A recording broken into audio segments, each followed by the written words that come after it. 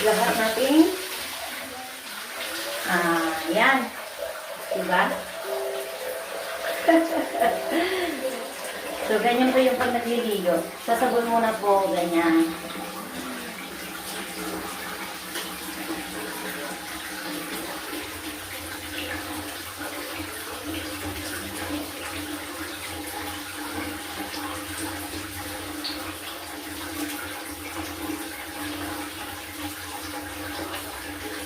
Kung ano nyo po, hindi po ako mag-shampoo. So, direct na po yung kira-kira siya kabigo. Yun na yung isa-shampoo natin sa buhok natin direct. Tapos natin natubunan ang ating mga lahat ng katawan ng safeguard.